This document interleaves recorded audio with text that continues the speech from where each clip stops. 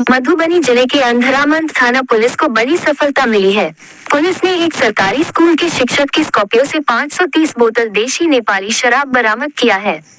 साथ ही पुलिस ने स्कॉर्पियो में मौजूद 4 तस्कर को भी गिरफ्तार किया है। हालांकि इसमें शिक्षक शामिल नहीं है। पुलिस के मुताबिक संध्या गश्ती के दौरान उक्त कार्रवाई की गई है। गिरफ्तार सभी को पुलिस ने बुधवार को न्यायिक हिरासत में भेज दिया है। गिरफ्तार शराब तस्कर सुपौल जिले के निर्मली शहर निवासी अच्छे लाल दास का पुत्र गगन दास, मोशून्य ताहिर का पुत्र साहबुद्दीन, किशन महतो का पुत्र राकेश कुमार महतो है। जबकि एक तस्कर मधुबनी जिले के नरहिया थाना क्षेत्र अंतर्गत लक्ष्मीनिया गांव निवासी श्याम लाल दास का पुत्र राजू कुमार है। थानाध्यक्ष सदन राम ने बताया कि गिरफ्तार सभी के खिलाफ मामला दर्ज करते हुए न्यायिक हिरासत में भेजा गया है। स्कॉर्पियो वाहन को भी जब्त किया गया है। मामले का अनुसंधान जारी है।